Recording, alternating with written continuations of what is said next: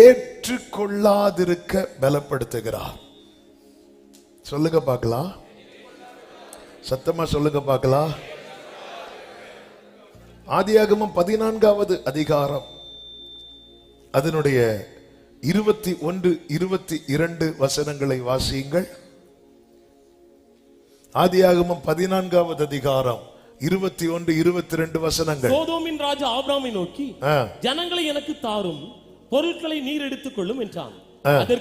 அதற்கு ஆபிரகாம் ராஜாவை பார்த்து, சோதோமின் ராஜாவை பார்த்து, ஆபிரகாமை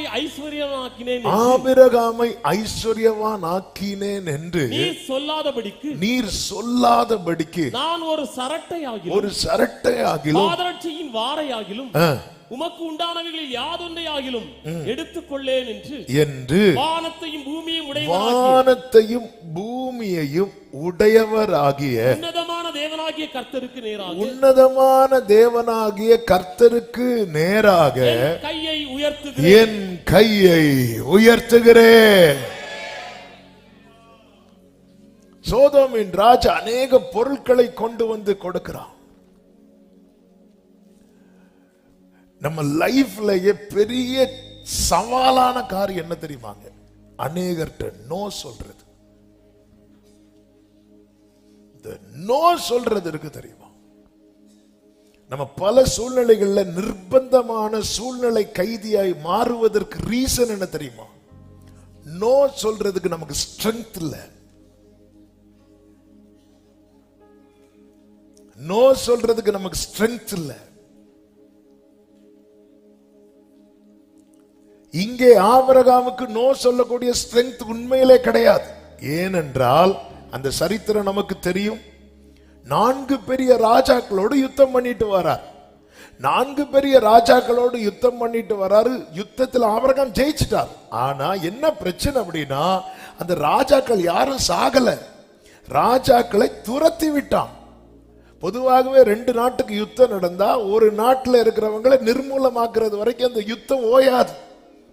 பெலிஸ்தியர் யுத்தம் பண்ண வரும்போது தாவீதை பாத்தீங்களா, கல்லால் அடிப்பார். அடிச்சதும் கோலியாத் விழுந்துருவான். விழுந்ததும் விட்டாரா தாவீது?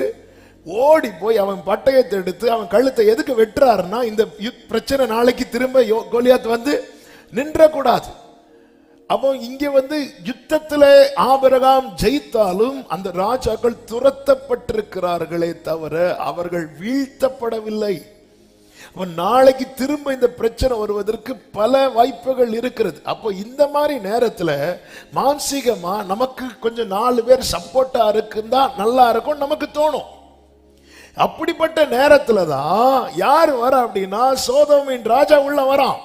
எப்படி வரான் தெரியுமா? அவன் கிஃப்டோட வரான். ஏற்கனவே கர்த்தர் சோதோமை பகைக்கிறார், சோதோமை வெறுக்கிறார். இந்த சோதோமின் ராஜா கிட்ட மட்டும் இந்த ஆபிரகாம் கை நீட்டி வாங்கி இருந்திருப்பான் என்றால், ஆமேன், அநேக காரியங்களை ஆபிரகாம் இழக்க நேரிட்டிருக்கும்.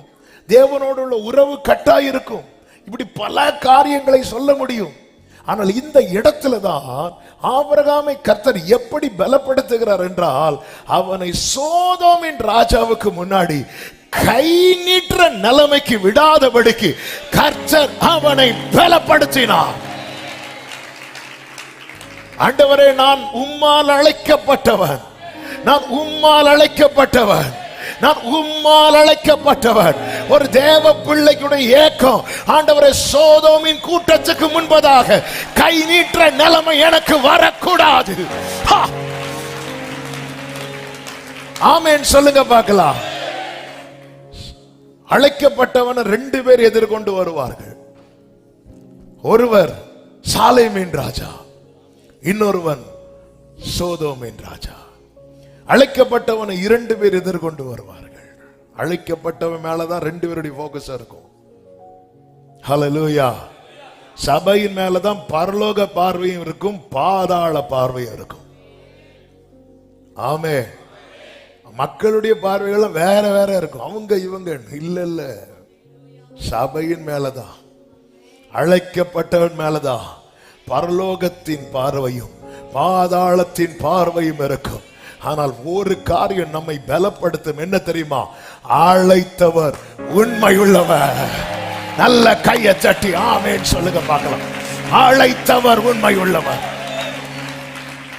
ஹல்லேலூயா, ஹல்லேலூயா. என்னை அழைத்தவரே என்றும் நடத்துவீரே, உங்க கரம் இருக்க. அழைக்கப்பட்டவன் நோ சொல்றதுக்கு பழகணும். இந்த எசேக்கியா ராஜா இருக்கிறார்ல, நல்ல ராஜா, கர்த்தர் பேரில் நம்பிக்கை வைக்கிறதுல தாவீதை மிஞ்சின ராஜா. தாவீதை மிஞ்சின ராஜா. தனக்கு முன் இருந்தவங்க எல்லாரை விட ஆண்டவர் பேர்ல ரொம்ப நம்பிக்கையா இருந்தவர்னு சொல்லப்பட்டிருக்கிறது. ரொம்ப நல்ல ராஜா. ஆண்டவர்ட்ட எப்படி கிளைம் பண்றார் பாத்தீங்களா? நான் உமக்கு முன்பாக உண்மை உத்தமமா இருந்ததை மாத்திரம் நினைத்தரலாம் அப்படின்ட்டான். என்ன ஒரு வார்த்தை! நம்ம மரண போராட்டத்தில் இருக்கும்போது நம்ம இப்படியா ஜெபம் பண்ணுவோம்? அவனுக்கு என்ன நம்பிக்கை பாருங்க. இந்த ஜெபம் எனக்கு வாழ்க்கையை கொடுக்கும்னு அவ்வளோ நம்பிக்கை இருக்குல்ல. நம்ம இருக்கும்போது நம்ம என்னதான் உண்மை உத்தமமா இருந்தாலும் நமக்கு மரணத்துக்கு ஒரு அடி தூரம்னு, ஆண்டவரே தயவு செய்து மன்னிச்சு என்னை எப்படியாவது காப்பாத்துங்கப்பா, அப்படித்தானே நம்ம ஜெபம் பண்ணுவோம். ஆனா பாருங்க, நீ வீட்டு காரியத்தை ஒழுங்குபடுத்து, நீ சாக மாட்டே, நீ பிழைக்க மாட்டேன்னு சொல்லிட்டு அவர் போயிட்டாரு. நிக்கல, திரும்பி பார்க்காம போயிட்டாரு. என்ன என்ன நடக்கும்? ராஜாவை பார்த்துல சொல்லிட்டு வர்றது. அவர் திரும்பி பாட்டு இவர் சுவர்புறமா திரும்பி ஓடு, நான் உமக்கு முன்பாக. இப்படிப்பட்ட ராஜா அவன் வியாதியா இருக்கிறான்னு கேள்விப்பட்டு யார் உள்ள வர அப்படின்னா பாபிலோன் ராஜா வரான். எப்படி வர அப்படின்னா, ஏசாயா 39வது அதிகாரம் அதனுடைய 1-2 வசனங்களை பார்க்கும்போது, அவன் வியாதிப்பட்டிருந்து ஆரோக்கியமானதை கேள்விப்பட்டு அவனிடத்திற்கு நிருபங்களையும் வெகுமானங்களையும் அனுப்பினான் சொல்லப்பட்டிருக்கிறது. அப்படி அனுப்பினதும் நம்மால் என்ன பண்றாரு? அடுத்த வசனத்துல எசேக்கியா அவர்களை கண்டு சந்தோஷப்பட்டு, வா வா வா, அது எங்க வைக்கணும் தெரியுமா அப்படின்னு கொண்டு வந்து பொக்கிஷ சாலைய ஓபன் பண்ணி காட்டுறான். இஸ்ரவேலர்கள் பாபிலோனுக்கு சிறைப்பட்டு போவதற்கு முக்கிய காரணமாக அமைந்த ஒரு சம்பவம் தான் இது. கை நீட்டான். அவன் சிறைப்பட்டு போகல, தலைமுறை பிடிக்கப்பட்டது. அவன் சிறைப்படவில்லை, ஏன்னா அவனுக்கு கொடுத்த வாக்குத்தத்தம் இருக்கிறது. அதனாலதான் உன்னாட்களில் சமாதானமா இருக்கும், ஆனா அவன் தலைமுறையை தூக்கிட்டு போயிருவாங்க. ஒரு தேவ பிள்ளைக்கு தெரியணும். ஆமே, இயேசு கிறிஸ்து பசியா இருந்த போது முதல் அப்பத்தை கொண்டு வந்தது யார் தெரியுமா? சாத்தான். ஆனா அவன் கொண்டு வந்தது என்ன அல்ல? அப்பம் அல்ல. இது போலதான் அது அப்பமா இருந்தாலும் அது எனக்குரிய அப்பம் அல்ல. இந்த கிரகிக்கத்தக்க ஞானமும் நிலைக்கத்தக்க பலனும் தேவன் தர விரும்புகிறார். இந்த காலை வேளையில சபையை நம்ம எல்லாத்தையும் விட்டுறோம், ஈஸியா உள்ள விட்டுறோம், உள்ள விட்டு விடுகிறோம். அந்த 2வது வசனத்தை பாருங்கள். எசேக்கியா வாசிங்க. அவர்களை கண்டு சந்தோஷப்பட்டு தன் பொக்கிஷ சாலையையும் வெள்ளியையும் பொன்னையும் கந்தவர்க்கங்களையும், பொக்கிஷ சாலையும் வெள்ளியையும் பொன்னையும் கந்த வர்க்கங்களையும் நல்ல பரிமள தைலத்தையும் தன் ஆயுத சாலை அனைத்தையும் தன் பொக்கிஷ சாலைகளில் உள்ளது எல்லாவற்றையும் அவர்களுக்கு காண்பித்தான். எசேக்கியா தன் அரமனையிலும் தன் ராஜ்யத்தில் எங்கும் அவர்களுக்கு காண்பியாத பொருள் ஒன்றுமில்லை. ஆமென். அப்போ பாபிலோன் ராஜா எதுக்கு வந்தான் தெரியும்ல? ஆமென். உனக்கு என்ன கொடுக்கன்னு இல்ல, பாபிலோன் ராஜா கொடுத்த வெகுமானம் எசேக்கியாட்ட என்னெல்லாம் இருக்குன்னு பாக்குறதுக்கான டிக்கெட்டுக்கான காசு. அவன் டிக்கெட்டுக்கான காசு எடுத்து உள்ள போய் எல்லாத்தையும் பார்த்துட்டு, நிறைய பேர் நம்ம விசாரிக்கிறது போல வர்றது எதுக்கு தெரியுமா? ஒரு சின்ன என்ன வெகுமானம் கொடுத்தான்னு தெரியல, ஆனா நம்மால அவ்வளத்தையும் ஓபன் பண்ணி பைபிள் எவ்வளவு அவனுக்கு காண்பியாத பொருள் ஒன்றும் இல்லை. இதனுடைய ரிசல்ட் தான் தானியேல் 1வது அதிகாரம் அதனுடைய 1-2 வசனங்களை பார்க்கும்போது, யூதாவின் ராஜாவாகிய யோயாக்கீம் அரசாண்ட 3ஆம் வருஷத்திலே பாபிலோன் ராஜாவாகிய நேபுகாத்நேச்சார் எருசலேமுக்கு வந்து அதை முற்றுகை போட்டான். 2வது வசனம். அப்பொழுது ஆண்டவர் யூதாவின் ராஜாவாகிய யோயாக்கீமையும் தேவனுடைய ஆலயத்தின் பாத்திரங்கள் சிலவற்றையும் அவன் கையில் ஒப்பு கொடுத்தார். அவன் அந்த பாத்திரங்களை எடுத்து தன் தேவனுடைய பண்ட சாலைக்குள்ளே வைத்தான் என்று சொல்லப்பட்டிருக்கிறது. ஒரு தேவ பிள்ளைக்கு பலன் தேவை. சோதோமின் ராஜா, நல்ல கவனமா கேளுங்க, சோதோமின் ராஜாவை நான் உன்னை பகைக்கிறேன், நான் உன்னை வெறுக்கிறேன் அப்படியெல்லாம் ஒண்ணுமே சொல்லல. நான் இதுல இருந்து ஒண்ணு எடுத்திருக்க மாட்டேன். சில காரியங்களை நாம் ஏற்றுக்கொள்ள கூடாது. இயேசு கிறிஸ்து பாருங்கள், அதை பிசாசு இயேசுவை உயர்ந்தமான ஒரு இடத்துல கொண்டு போய் நிறுத்திவிட்டு பூமியில் உள்ள எல்லாவற்றையும் காண்பித்து சொல்லுகிறான், நீர் என்னை வணங்கினால் நான் இதையெல்லாம் உமக்கு தருகிறேன் என்று சொன்னதும், எனக்கு அப்பாலே போ சாத்தானே என்று சொல்லுகிறார். அவர் ஏற்றுக்கொள்ளவில்லை. இயேசு கிறிஸ்து அப்பங்களை ஆமென் அதிகமாக பெருக பண்ணி சீஷர்களுக்கு ஜனங்களுக்கு கொடுத்ததும், ஜனங்கள் எல்லாரும் அவரை ராஜாவாக்க மனதாயிருந்தார்கள் என்று யோவான் சுவிசேஷம் 6:15 சொல்லப்பட்டிருக்கிறது. அவர்கள் வந்து தம்மை ராஜாவாக்கும்படி பிடித்து கொண்டு போக மனதா இருக்கிறார்கள் என்று இயேசு அறிந்து, என ரொம்ப அதாவது ஜீசஸை வந்து கொண்டாடணுங்க. அப்பாவுடைய ஃபேவரைட் சைல்டு.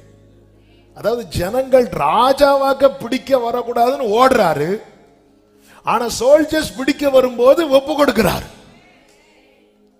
நம்ம நேரா மாறி செய்வோம். சார் உங்களுக்கு ஒரு பாராட்டு விழா, நான் கொண்டு போங்க, அப்படியே தூக்கிட்டு போங்க. கொரோனா ஊசி போட டீம் வராங்க, ஐயோ விட்டுருங்க.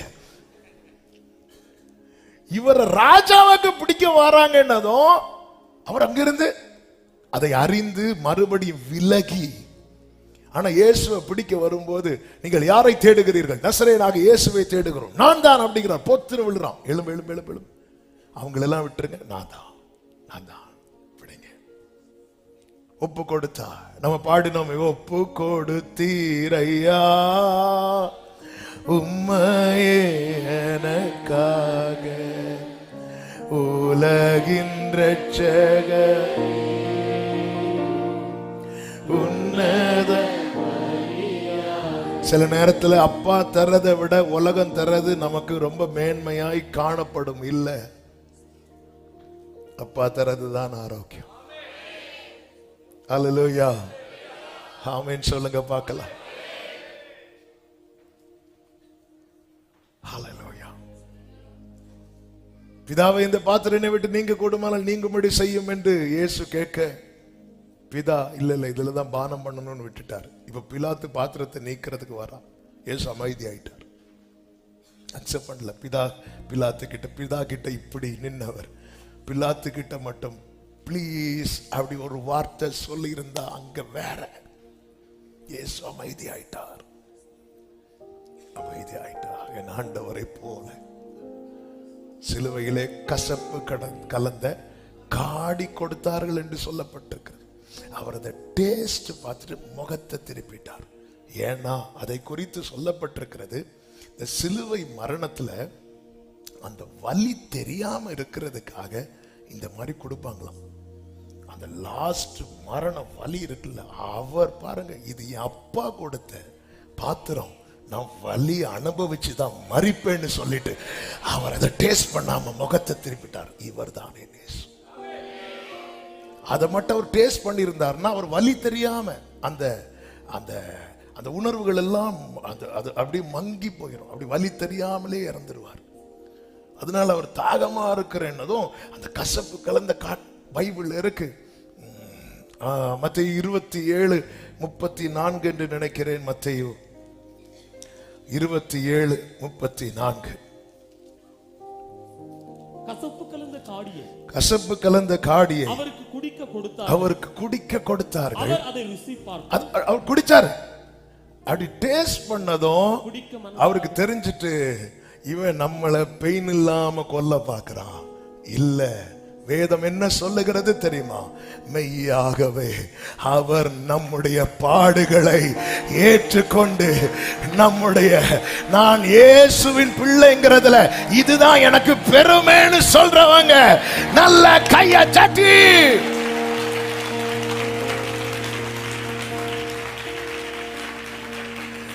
பாருங்க. உலகம் நிறைய ஆஃபர் பண்ணும். எதுக்குப்பா இப்படி கஷ்டப்படுற? நாதனு முள்முடி நல்கிய லோகமே, நீ தரும் பேரணி கெந்தி. இயேசுவை சிலுவையில் அரைஞ்சவங்க, பரியாசம் பண்ணவங்க, ரொம்ப கஷ்டப்படுறார் போலேன்னு இதை கொஞ்சம் குடிக்க கொடுக்கறாங்க.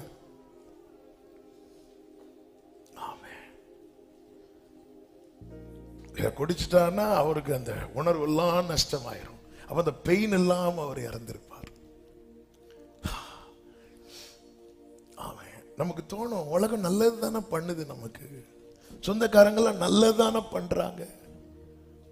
ஆமே, பேதுருட்ட சொன்னார்ல, என் பிதா கொடுத்த பாத்திரத்தில் நான் வலிய அனுபவிக்கிறது என் அப்பா சித்தம்னா அதை நான் அனுபவிக்க தான் செய்வேன். என்னங்க ஹalleluya, இதுக்கு தான் பலன் தாங்க. பலன் தாருமே, பலன் தாருமே,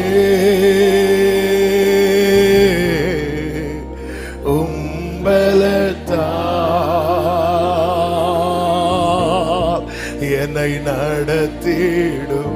சில பாதையில தேவன் நடத்தும் போது சோதோமின் ராஜா வந்து நிப்பான். நீ இப்படி இதை வாங்கிரு, இதை வாங்கிரு, இதை வாங்கிரு. வேண்டாம் வேண்டாம் வேண்டாம். ஏன் நான் இந்த பாதையில் நடப்பது தேவ சித்தனா, அதுலதான் நான் நடப்பேன். எனக்கு வேற வேற ஆப்ஷன் தேவையே இல்லை. நான் ஏற்கனவே சொல்லி இருக்கிறேன், ஒரு சகோதரி ஆண்டவருக்காக நல்ல ஊழியம் செய்த ஒரு சகோதரி ஒரு வாலிப பிள்ளை திடீரென்று படுக்கையில் ஆயிட்டா. படுக்கையிலாகி எழும்ப முடியாதனால அப்போ அவங்களுக்கு இந்த உமிழ்நீர் சளி எல்லாம் வரும்போது துப்பணும். துப்புறதுக்குன்னு பக்கத்துல பாட்டில்லாம் வச்சிருப்பாங்க. ஒரு நாள் என்ன ஆச்சு, அவங்களுக்கு எலும்பி கூட துப்ப முடியல. அப்போ சைடு விண்டோ இருக்கு, அப்ப அப்படி துப்பி வெளியே போடலாம் அப்படின்னு நினைச்சு அப்படி துப்புறாங்க. அது என்ன ஆகுதுன்னா, அது அப்படி எலும்பி அவங்க மேலேயே விழுந்துட்டு, அவங்க துப்பல் அவங்க மேலே விழுந்ததும் என்ன ஆண்டவரே அப்படி சொல்லிட்டு அப்படி தொடச்சிட்டு, ஆண்டவரே எனக்கு இப்படி பண்றீங்க, என் துப்பல் என் முகத்துல விழணுமாப்பா அப்படி சொல்லிட்டு ஓன்னு அழ ஆரம்பிச்சதும் அந்த கண்களுக்கு முன்பதாக அந்த கல்வாரி காட்சி இயேசு அப்படியே நிற்கிறாங்க. இங்க பாருமா, உன் மேல உன் துப்பல் தான் விழுந்துச்சு, என் மேல வரவும் போறவெல்லாம் துப்பிட்டு போனான். அத்தனை பேரும் காரி உமிழ்ந்தார்கள். அப்படி சொன்னதும் அந்த சகோதரி ஓன்னு அழுதாங்களாம். அப்பா, இதெல்லாம் ஒண்ணுமே இல்லப்பா. நம்ம எல்லாம் சில காரியங்களை நமக்கு புரியவில்லை. நல்ல புரிந்து கொள்ளுங்கள், சபையை எப்படி நடத்தினா என்ன பரலோகத்துக்கு கொண்டு போய் சேர்க்க முடியுமோ அப்படி நடத்தும்படியாக தான் எனக்கு ட்ராக் போட்டிருக்கிறார். நான் இப்படி நடந்தாதான் பரலோகத்துக்கு போவேன்னா இந்த பாத்திரத்தை என்னை விட்டு எடுத்துருங்கன்னு மட்டும் கேட்டுறாதீங்க. இல்ல, சோதோமின் ராஜா வருவான், சாத்தான் அப்பத்தை கொண்டு வருவான், ஜனங்க வருவாங்க, கசப்பு கலந்த காடியை அதை மட்டும் குடிச்சிருந்தாருன்னா அவர் வலி இல்லாம கடைசியில் துடிக்கிறார். என் தேவனே, என் தேவனே, ஏன் என்னை கைவிட்டீர்னு துடிக்கிறார். அது மட்டும் குடிச்சிருந்தாருன்னா அந்த துடிப்பு வந்திருக்காது. இல்ல, நான் கஷ்டப்படணும்னு என் அப்பா நினைச்சிட்டாரா? நான் அதுக்கு தான், நான் கஷ்டப்பட்டு தான்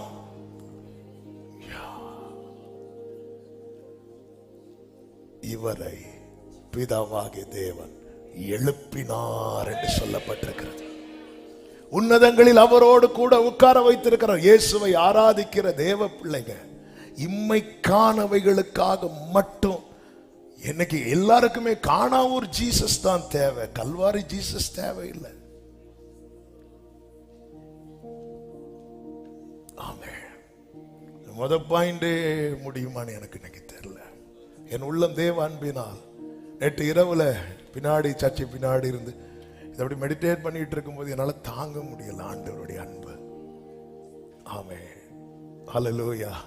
அதனாலதான் அவர் தாமே சோதிக்கப்பட்டு பாடுபட்டபடியா சோதிக்கப்படுகிறவர்களுக்கு உதவி செய்ய.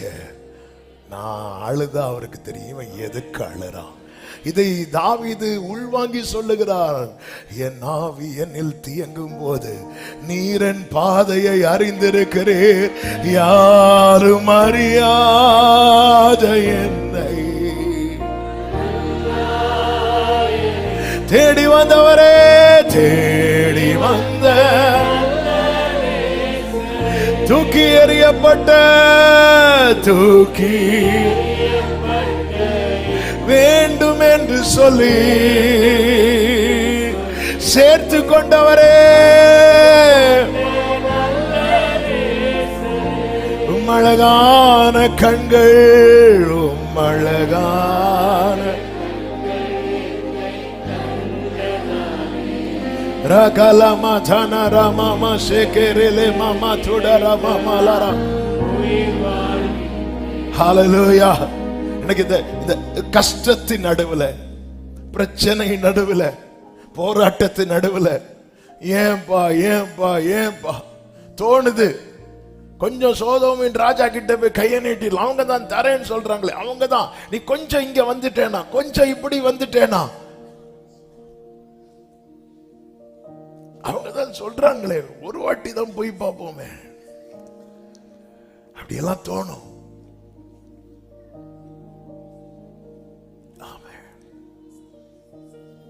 கடந்த 10 வருடமாய் உங்களிடத்தில் உங்கள் சம்பாத்தியம் என்ன அப்படின்னு கேட்டா ஒரு பெரிய கொஸ்டின் மார்க். இல்ல, ஓகே ஃபைன். அந்த 10 வருஷம் நீங்க எப்படி வாழ்ந்தீங்க?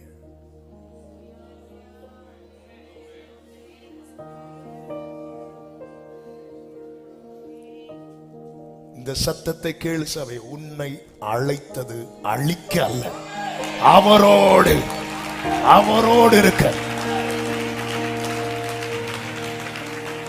உன்னை அழைத்தது அழிக்க அல்ல, அவரோடு இருக்க. இந்த பாதையில நடத்தினாதான் என் தலைமுறை நாளைக்கு நிக்கணும். அவர் ஆபிரகாமின் தேவன் மாத்திரம் அல்ல, அவர் ஈசாக்கின் தேவனும் அவர் யாக்கோபின் தேவனும் ஆகிய கர்த்தர். பவுல கல்லறிறாங்க. எபேசு அந்தியோகியாவில அவன் செத்துட்டான் நினைச்சு அவனை வெளியே இழுத்து போடுறாங்க. அப்போஸ்தலர் 14வது அதிகாரம். சீஷர்கள் அவனை சூழ்ந்து நிற்கும் போது அவன் எழும்புறான். எழும்பி 22வது வசனத்திலே சொல்லப்பட்டிருக்கிறது, சீஷருடைய மனதை திடப்படுத்தி விசுவாசத்திலே நிலைத்திருக்கும்படி அவர்களுக்கு புத்தி சொல்லி. எங்க விசுவாசத்துல நிலைத்திருக்க மனதை திடப்படுத்துறான் தெரியுமா? இப்படி எல்லாம் கல்லறிவாங்க. அடுத்து என்ன சொல்றார் தெரியுமா? வாசிங்க. நாம் அநேக உபத்திரவங்களின் வழியா தேவனுடைய ராஜ்யத்தில் பிரவேசிக்க வேண்டும் என்று சொன்னார்கள். அவன் எப்படி பார்க்கிறான் அப்படின்னா, ஏன் மேல இந்த கல்லு விழ தேவன் அலோ பண்ணார். ஓகே, நான் அந்த கிங்டம்னுக்குள்ள பிரவேசிக்கிறதுக்கு இப்படி ஒரு பாதையை கர்த்தர் எனக்கு வைத்திருக்கிறார். தாவீது சொல்லுகிறான், நான் உபத்திரவப்பட்டது எனக்கு நல்லது. நான் உபத்திரவப்படுவதற்கு முன் வழி தப்பி நடந்தேன். இப்பொழுதோ உமது கட்டளைகளை காத்து நடக்கிறேன். இங்கே ஆபிரகாமை கர்த்தர் எப்படி பலப்படுத்தினார் தெரியுமா? சோதோமின் ராஜா கொண்டு வந்ததை ஏற்றுக்கொள்ளாதிருக்க ஆபிரகாமை கர்த்தர் எப்படி பலப்படுத்தினார் என்றால், ஆதியாகமம் 14வது அதிகாரம் அதனுடைய 18வது வசனத்திலே சொல்லப்பட்டிருக்கிறது. அன்றியும் உன்னதமான தேவனுடைய ஆசாரியனாயிருந்த சாலேமின் ராஜாவாகிய மெல்கிசேதேக்கு அப்பமும் திராட்சரசமும் கொண்டு வந்து என்று சொல்லப்பட்டிருக்கிறது. இப்போ யுத்தம் முடிச்சிட்டு வரான் ஆபிரகாம். சோதோமின் ராஜா எதிர்கொண்டு வருகிறான், சாலேமின் ராஜா எதிர்கொண்டு வருகிறார். இந்த மெல்கிசேதேக்கு குறித்து வேதம் என்ன நமக்கு கற்றுத்தருகிறது? எபிரேயர் 7வது அதிகாரம் அதனுடைய 1 முதல் வாசியுங்கள். எபிரேயர் இந்த மெல்கிசேதேக்கு சாலேமின் ராஜாவும் ராஜாக்களை முறியடித்து வந்த ஆபிரகாமுக்கு இவன் எதிர்கொண்டு போய் அவனை ஆசீர்வதித்தான். இவனுக்கு ஆபிரகாம் எல்லாவற்றிலும் இவனுடைய முதற் பேராகிய மெல்கிசேதேக்கு என்பதற்கு நீதியின் ராஜா என்றும் சாலேமின் ராஜா என்பதற்கு சமாதானத்தின் ராஜா என்றும். அப்ப இந்த மெல்கிசேதேக்கு ஒரு புறம் ஆசாரியனாகவும் இருக்கிறார், இன்னொரு புறம் ராஜாவாகவும் இருக்கிறார். இப்படி ஆசாரியராகவும் ராஜாவாகவும் இருக்கிறவர் யார் அப்படின்னா, 2000 ஆண்டுகளுக்கு முன்பதாக இந்த பூமியில இறங்கி வந்த நம் ஆண்டவராகிய இயேசு கிறிஸ்து.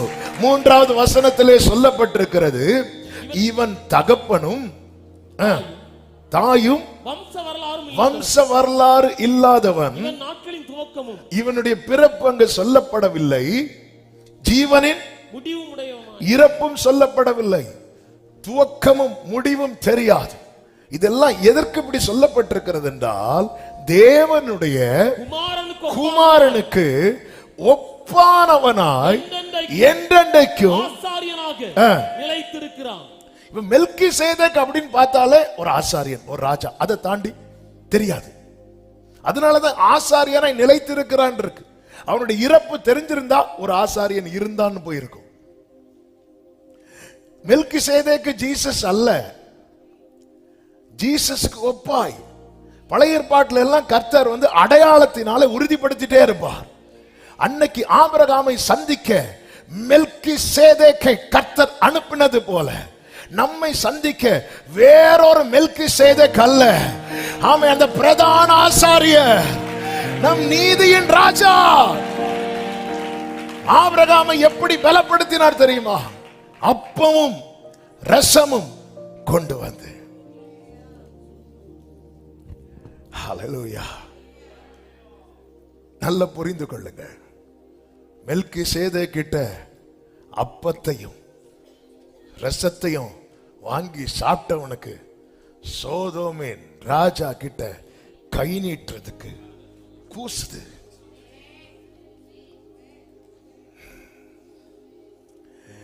என் ஆண்டவர் என்னிடத்தில் வந்து ஒரு பையில அப்பமும் இன்னொரு பாட்டில ரசத்தையும் கொண்டு வரல. என்ன ஆண்டவரே, மெல்கிசேதேக் ஆபிரகாமை பார்க்கும்போது கையில அப்பவும் ரசம் வச்சிருந்தார், நீங்க என்ன ஆண்டவரே சும்மா வந்திருக்கிறீங்கன்னு கேட்டா, நான் தான் உனக்கு அப்பம், என் ரத்தம் தான் உனக்கு ரசம்.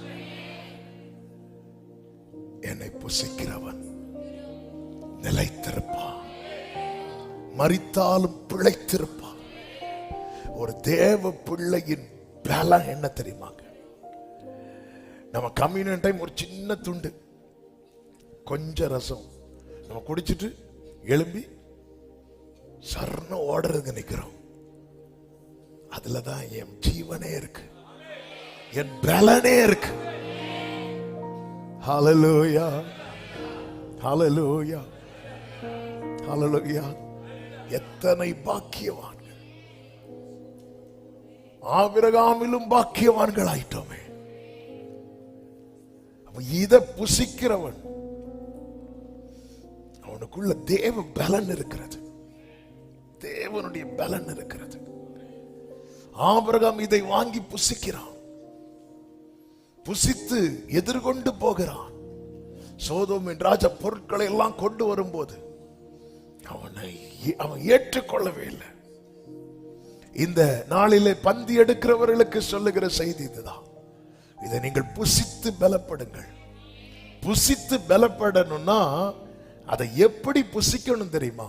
பாத்திரவான்களாய். 1 கொரிந்தியர் 11:29-30 வசனங்களிலே இப்படி சொல்லப்பட்டிருக்கிறது. என்னத்தினாலெனில் அபாத்திரமாய் போஜன பானம் பண்ணுகிறவன் கர்த்தருடைய சரீரம் இன்னதென்று நிதானித்து அறியாததினால். ஒருத்தன் எப்ப அபாத்திரமா போஜனம் பண்றான் தெரியுமா? நிதானிக்கவே இல்லை. நான் என்ன புசிக்கிறேன், எதை புசிக்கிறேன், இப்படி ஒருத்தன் யோசிக்க மறந்துட்டாலே அவன் யாரா மாறுறான் தெரியுமா? அபாத்திரமாய் மாறுகிறான். பாத்திரவானா மாறணும்னா என்ன செய்யணும்? யோசித்தாலே போதுங்க. எனக்காக அடிக்கப்பட்டது நினைச்சாலே உடைஞ்சிருவோம். ஒருத்தன் அபாத்திரமா இத போஜனம் பண்றதுனால என்ன மாறுகிறானா? அடுத்த வசனத்துல, இது நிமித்தம் உங்களில் அநேகர் பலவீனரும் வியாதி உள்ளவர்களுமாய் இருக்கிறார்கள். அப்ப கொஞ்சம் யோசித்து பாருங்க. அபாத்திரமா இத புசித்தா அவன் யாரா மாறுறான்? அப்ப பாத்திரவானா புசித்தா யாரா மாறுவான்? பலவானா மாறுவான். கர்த்தருடைய பந்தியை அபாத்திரவானாய் புசித்தால் அவன் யாராய் மாறுவான்? சொல்லுங்க. கர்த்தருடைய பந்தியை பாத்திரவானாய் புசித்தால் அவன் யாராய் மாறுகிறான்? பலவானாய் மாறுகிறான். பாத்திரவானாய் புசிக்க என்ன செய்யணும்? இயேசு என்ன செய்தார்? அப்பத்தை இரசத்தை கொடுப்பதற்கு முன்பதாக சீஷர்களை கழுவினார், சுத்திகரித்தார். சுத்திகரிக்கும் போது பேதுரு சொல்லுகிறார், நீர் ஒரு காலம் என் கால்களை கழுவக்கூடாது. இயேசு சொன்னார், நான் உன்னை கழுவாவிட்டால் என்னிடத்தில் உனக்கு பங்கு இல்லை. ஒரு கேள்வியை நான் கேட்கிறேன். இவங்க கால் கழுவாமல வந்திருப்பாங்க? அவங்க முறைமையின்படியே ஒரு வீட்டுக்குள்ள போனாலே காலை கழுவிட்டு தான். அதனாலதான் சீமோன் என்கிற பரிசேயன் ஆண்டவர் சொல்லுவார்ல, நான் வீட்டுக்கு வரும்போது நீ எனக்கு என்ன தரல? தண்ணி தரல. இவங்க கால் கழுவாமலா போய் இருந்திருப்பாங்க? எல்லாம் கழுவிட்டு தான் போயிருப்பாங்க.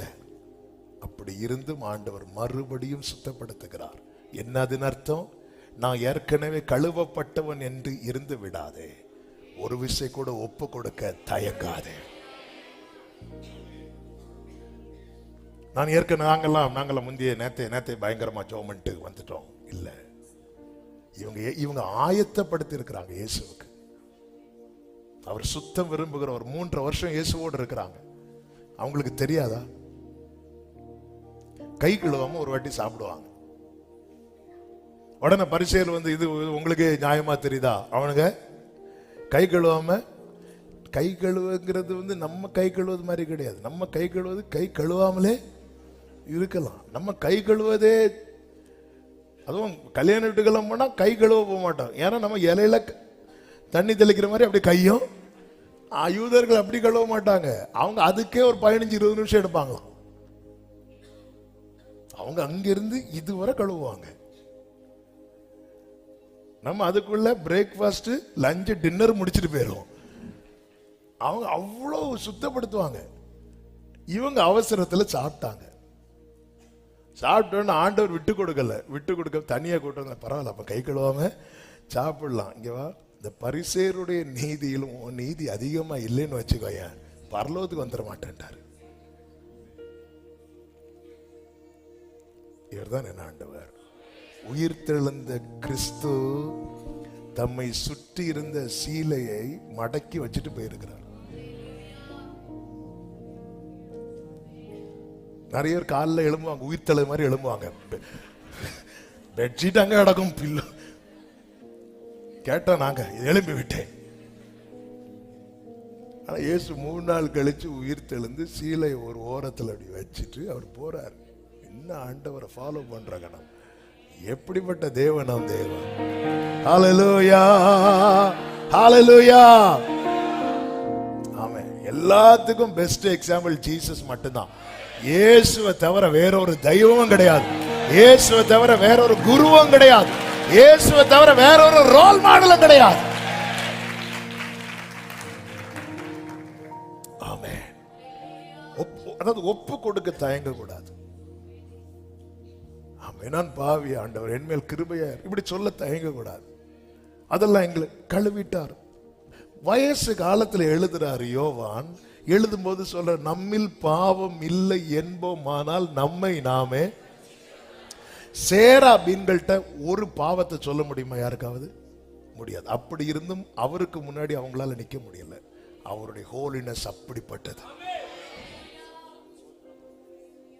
பேதுரு ஃபர்ஸ்ட் இயேசுவின் பாதத்தில் விழும்போது எப்படி விழுந்தார் தெரியுமா? நான் பாவி, என்னை விட்டு போகணும். இப்ப எப்படி சொல்றாரு தெரியுமா? என்ன கழுவ கூடாது. 3 வருஷம் தான் ஆச்சு. நம்ம பந்தி எடுத்து மூணாவது பந்தி தான் எடுத்திருப்போம். இதெல்லாம் போட்டு ஜோம் பண்ணிட்டு வந்தோமா, தந்தோமா, ஊத்துனோமா, போயிட்டோமான்னு. ஒரு விசை கூட ஒப்பு கொடுக்க தயங்க கூடாது. ஒரு விசை கூட. நான் பாவி ஐயா, என்னை தள்ளாதிரும், உம் தயவால் என்னை. எங்க வெரி ஃபர்ஸ்டா இங்க இருக்கிற அநேகர் இருக்கிறீங்க, என்னையும் உட்படுத்தி தான் சொல்றேன். ஃபர்ஸ்ட் பந்தியில வடித்த கண்ணீர் எப்படி இருந்துச்சு? ஃபர்ஸ்ட் பந்தியில. இன்னைக்கு ஏன் வரமாட்டேங்குது? நம்ம அறியாம எங்கேயோ சிறகு முளைச்சிட்டுல. ஃபர்ஸ்ட் பந்தியில வெரி ஃபர்ஸ்ட் அப்படியே கையெல்லாம் ஆடல, நெஞ்செல்லாம் அப்படி அடிக்கல. இப்போ ஃபுல்லா அப்பம் சைஸ் பாக்குறது. அவங்களுக்கு பெருசு, சோ எனக்கு சின்னது. அப்போ இப்போ ஒரு விஷயம் ஆண்டவரே, பேதுரு உடைஞ்சிட்டார். அப்பா என் காலை மட்டும் இல்ல, அப்ப என்ன மொத்தம், என் தலை சரியில்லைப்பா, என்ன மொத்தம். மறுபடியும் ஒப்பு கொடுக்க தயங்காதவர்கள் பாத்திரவான்களாய் இந்த அப்பத்தை புசித்து பலப்படுவார்கள்.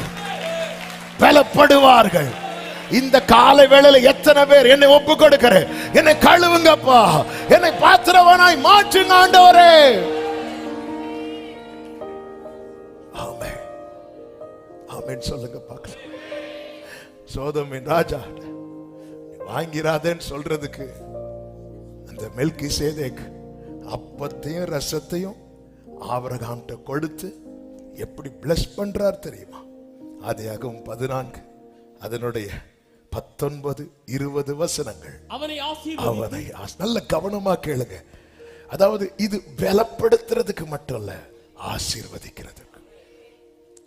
அந்த அப்பத்தை ரசத்தை ஆபிரகாம் வாங்கும் போதே அந்த மெல்கிசேதேக் பிளஸ் பண்றார். அவனை ஆசீர்வதித்து வானத்தையும் பூமியையும் உடையவராகிய உன்னதமான தேவனுடைய ஆசீர்வாதம் ஆபிரகாமே ரெடியா இருக்கு உனக்கு blessings. இப்ப தெரியுதா சோதோமின் ராஜா ஏன் உள்ள இடையில கொண்டு வரான்? சோதோமின் ராஜா கொண்டு வருகிற பொருட்களை விட பரலோக தேவன் ஆயத்தம் பண்ணின ஆசீர்வாதங்கள் பெரிதாயிருக்கிறது. ஆமென் சொல்லுங்க பார்க்கலாம். சோதோமின் ராஜாவின் பொருட்கள் நம் கண்ணுக்கு தெரியுது. அவர் ஆயத்தம் பண்ணது ஒரு கண்ணும் காணவில்லை. அதனால நம் கண்ணுக்கு தெரிஞ்சதுனால நம்ம கை நீட்டுறோம்.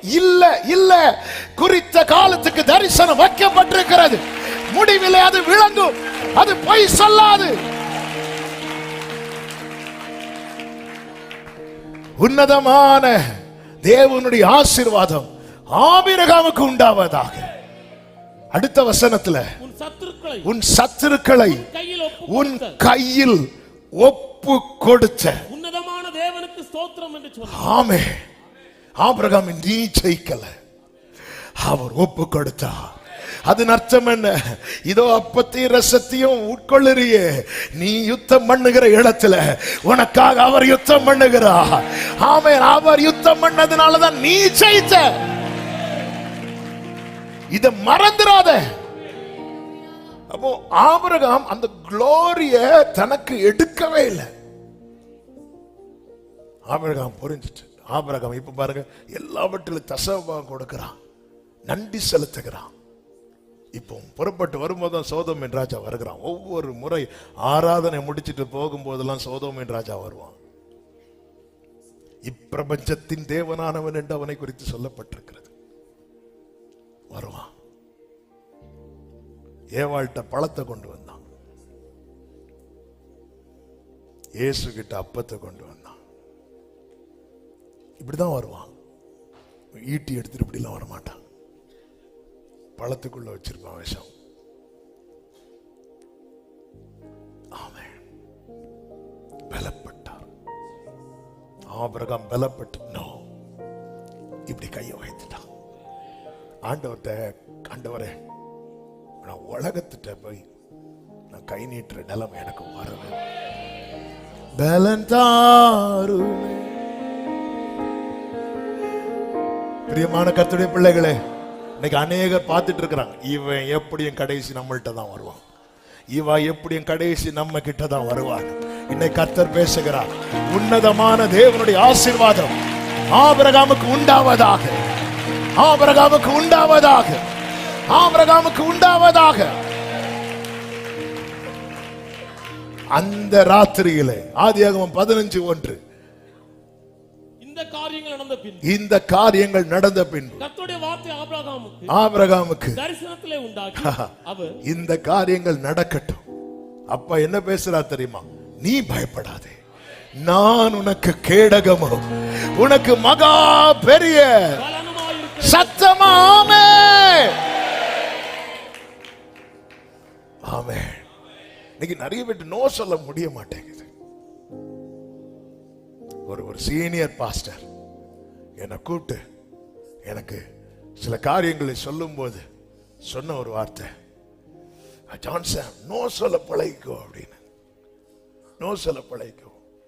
ரொம்ப தெரிஞ்சவங்க தான் உன்னை மீட்டிங் கூப்பிடுவாங்க, ஆனாலும் லீடிங் இல்லைன்னா நோ சொல்ல பழகிக்கோ. ஆண்டவர்ட்ட அதுக்கு ஸ்ட்ரென்த் கேளு. நோ சொல்ல பழகிக்கோ. ஆமாம், இப்போ நிறைய நோ சொல்லிட்டு இருக்கிறேன். ஆண்டவரே ஆண்டவரே ஆண்டவரே ஆண்டவரே, நோ சொல்ல பழகு. தேவ பிள்ளைகளே, நோ சொல்ல பழகணும். நிறைய காரியம் வேண்டாம் வேண்டாம். அதாவது அந்த இடத்துல இருந்து சோதோம்கிட்ட இருந்து வாங்கியிருந்தானா அவனுக்கு எது கட்டாயிருக்கும் தெரியுமா? உன்னதமான தேவனுடைய ஆசீர்வாதம் கட்டாயிருக்கும். ஆபிரகாம் இத்தனை வருஷம் காத்திருக்கிய ஆபிரகாம், கட்டாயிரக்கூடாது, கட்டாயிரக்கூடாது. கர்த்தர் நிறைய ஆயத்தம் பண்ணி வைத்திருக்கிறா. ஆமென். சில உள்ளங்களோடு என் தேவன் பேசுகிறதை என் ஆவியில நான் உணர்கிறேன். கட்டாயிரக்கூடாது. ஆமென் சொல்லுங்க பார்க்கலாம். ஆமென். ஏற்றுக்கொள்ளாதற்கு பலப்படுத்து.